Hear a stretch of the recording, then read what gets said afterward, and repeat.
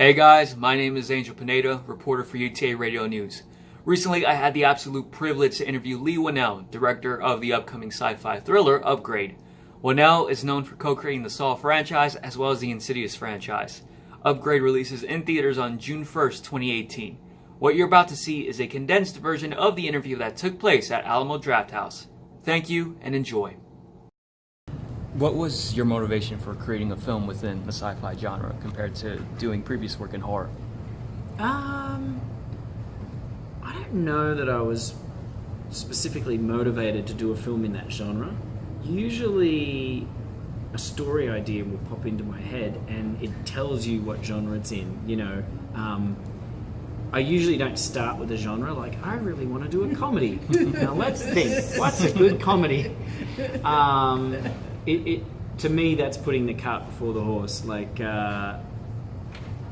you always start with the idea first, and the idea could be anything. I mean, years ago, I had an idea for a kids' movie, and I wrote it. It's still my great white whale that I haven't managed to get made yet. One day, I'm going to make this movie.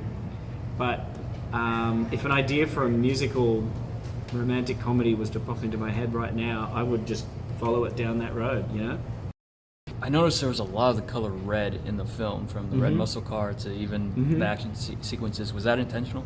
Yeah, I mean, well... Yeah, it's got a red color. A fun part of making a film is when you're designing it, in pre-production. Production, when you're shooting, is hell on earth. Basically, you are living that scene in Raiders of the Lost Ark where he's running with a boulder. That's what shooting a movie is like. But pre-production is fun because you're planning everything, and so I had a lot of conversations with the cinematographer Stefan, and we would watch movies that we loved, and really it's just an excuse to watch movies but you pretend that you're working. that was funny. I was like, I really want to go for that Seven vibe where it's grimy but painterly like a Renaissance painting. We should watch Seven. And like 2 hours later, the producer's like, "What are you guys doing in there?" Working.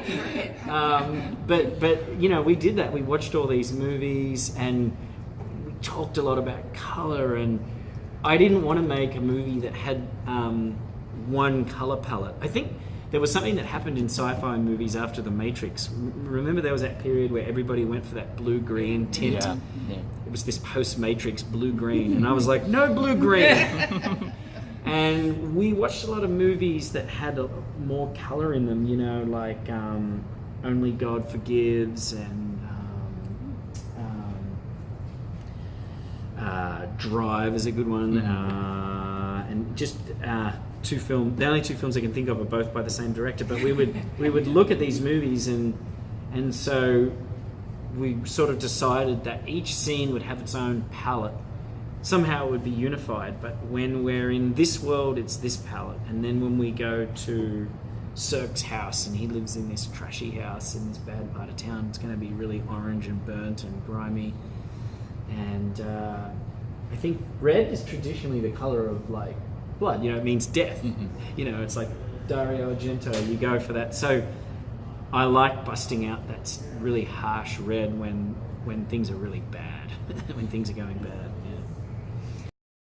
Did the film have any influences from a certain piece of technology from today, or was it something that you created straight from your mind? Well, what was interesting was when I wrote the film, it was stuff that I was kind of making up based on projections of where the world was heading. And then in the subsequent years, as we struggled to get the film made and put the money together, it's amazing how quickly years can go by in the life of a film. The world caught up to the movie. When I wrote the film, the idea of a voice, asking you these questions was science fiction. Now I have Siri and, I have Alexa in my house. It's been really interesting to watch some of the concepts in the movie just become everyday reality. Yeah. Like, my daughter thinks it's perfectly normal to walk in and be like, "Alexa, play the Frozen soundtrack." And I'm just like, you just told a robot, you know, an artificial intelligence to play your favorite song, and it replied to you, like, you know, that it's proof of how quickly we get used to things. Human beings, we very quickly become accustomed to things, and then very quickly after that start taking it for granted.